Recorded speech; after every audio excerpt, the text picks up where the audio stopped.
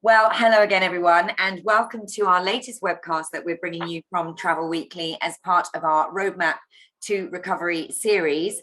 And we really are on the road to recovery with lots of exciting and much more positive news happening, not least of which is some exciting announcements coming out of the Ambassador Cruise Line stable. I'm joined today by Christian Verhounig, who is, of course, the Chief Executive Officer.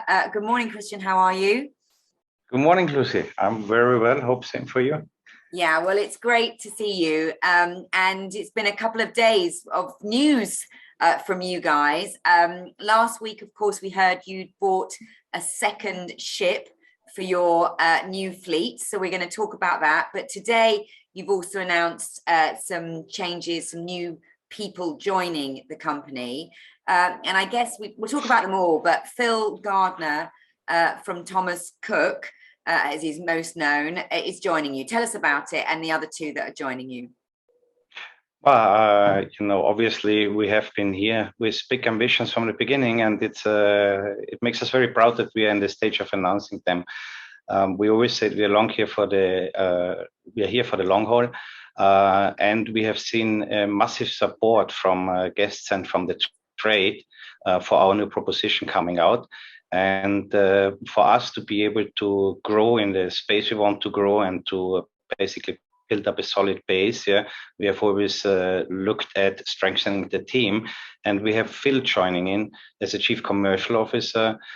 We have Matthias, the Chief Financial Officer, and we have Nikki. What we were looking for is for diversity with knowledge from different industries, and all of them bring this together. And in our case, as you know, Chris Coates was very kind to help us and to delay his retirement plans. And with the growth coming, he now decided to start semi-retiring later in the year. He will still be here to support us and obviously to give his very valuable advice to us, as he has been fundamental in where we are today. And Phil coming in with industry background, both from cruise, from travel, from digital, I think will be an extremely strong addition to it. Nick coming in as the Chief Operating Officer, who has again cruise, but also wider shipping experience, which is essential in today's world where our corporate and social responsibility is a big priority for us. The shipping industry in general is changing. Environmental initiatives, decarbonization are big topics. So he's going to carry on this. And Matthias, with his background in blue chip consumer goods companies and being a proven CFO in this area, really will help us to grow the business and to support us in being able to grow the fleet as well going forward. We'll come on to that because I know you have ambitions to grow even further than the two ships that you now have. Just before we move on from Phil, because he is obviously someone that's very well known in the UK market, and you mentioned there that he has cruise experience, but I'm not sure people will know that. He's obviously been known as Thomas Cook, package holiday tour operator, but he does have some cruise experience, doesn't he?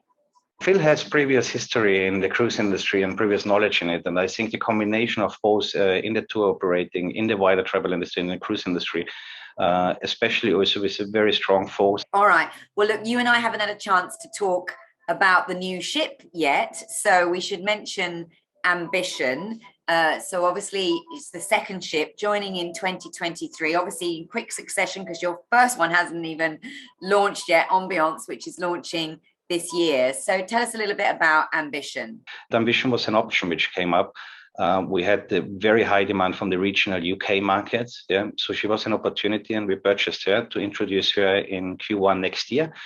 She will be sailing similar itineraries than what we do in the Ambience right now. She's basically those itineraries being finalized at the moment, but she will be departing from regional ports in the UK. Amazing, beautiful ship. I instantly fell in love with her when I saw her. She has a very high space ratio again, which is important. She is a traditional vessel. So I think our guests really will welcome and embrace her from the first day onwards. And will she undergo the same upgrades that Ambiance has in terms of that sort of environmental compliance, Christian? Yeah, that's the reason really why we are delaying her start until next year. We would not be able to upgrade to those environmental standards before the summer season. So we decided actually to lay her up and do all of these environmental upgrades, which mean she will be receiving shore power connection. She will be receiving catalysator, advanced wastewater treatment system to be able to cruise in all eco restricted areas in the world. So yes, this is a big topic for us. We're very serious about this, and I think we would have seen a separate announcement as well, where we have partnered with Orca, which again just shows our corporate and social responsibilities and how serious we are taking them going forward. Yeah, absolutely. Well, let's come on to that in a second. But before we move on, then you mentioned there that Ambition will be doing these regional departures, which I think is going to be so popular with the UK market. You've got Ambiance sailing out of Tilbury. You're very established there. It's a great port, very easy to embark and disembark from. We know that. But obviously, adding in those regional departures, you presumably that's in response, I guess, to demand from travel agents. You've got customers who want to sail closer to home. Yeah, it's a demand. It's an answer to demand. We see that the majority of our demographics, they want to sail closer from home. They want to have easy access to the vessel. I think we have shown with Tilbury this to be very easy, and now with the regional ports as well. And in general, the catchment area of the guests will be, in a circle of 2 hours drive up to the port and the terminals. So again, guests are going to enjoy this very smooth embarkation, sailing close from home, no fly program, and enjoy this premium value on board as we're offering it. Absolutely. So just to be clear, just to remind us, your target market is the over 50s. And obviously, we've had news in the last couple of weeks that another over 50s operator is not going to be working with as many travel agents going forward. That must be good news for you as you're starting a new cruise line for that demographic. Why? In general, it's not up to me to talk about the decisions of others, but I think we are out there with a very strong support for the trade. We always felt and continue to do so that they are a strong and important partner for us, especially our demographics. They tend to want, more service, more personal service, go and chat to actually the travel advisors. So we will continue to support the trade as we always have been, and I'm sure this will be a success story for both sides. Well, I'm sure agents will be delighted to hear that. It's a great new product to sell. And you mentioned just earlier, Christian, that you had big ambitions from the outset. So this is ship 2 coming in very quick succession, one a year. Are we going to see another one in 2024 and 2025? Well, Ambition really is the answer to the overwhelming demand, what we have seen. We see January picking up extremely strong, and we are looking at many cruises which are nearly sold to capacity already. So she is an answer to the demand, and this is the way we are going to take it forward. We have ambitions to grow the fleet when it makes sense, when there's opportunity arising with fitting tonnage for us, and when we obviously have the capability to sell those ships to the guests, and when they want our program, which we at the moment see is on high demand. So a next edition, is something that for sure is on the horizon and what we are permanently will be looking at. Okay. And you must be, you're so involved in it. I mean, in the current market with what we've been through, presumably there are quite a number of lines looking to offload perhaps their older tonnage. I mean, is it a good market to be acquiring ships at the moment? I think in general, the cruise industry is growing. I think everybody is seeing the same, that there is very big demand for this, especially for the no-fly program. So we see good opportunities out there, and we obviously will carefully evaluate them and take the next step when we are ready to do so, and the others are ready to do so. Okay. And you just mentioned January trading there. I mean, we're talking to lots of people who are seeing real, momentum gathering now in the last couple of weeks. And you said it had been good for you.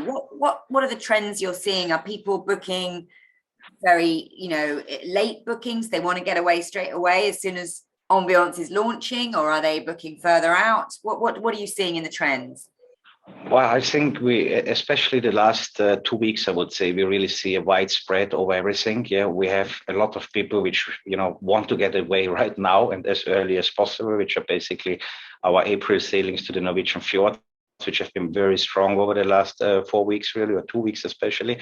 But we also see others which are basically a little bit more cautious, and which we are making sure to secure the places for spring 23 already today. No? So it's a mixture of both, but I think in general what we see, and also what any and all surveys are telling us, people have had enough. They want to travel, they want to see places again. Any news coming from the world where restrictions are being eased up and where basically the pandemic, is showing slower signs, or basically easier handling for everybody, they're jumping onto it.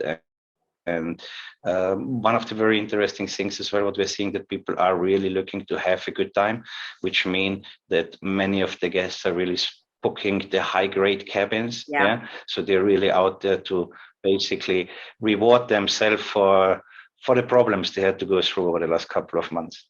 And why not? I think that's a very good idea. Absolutely.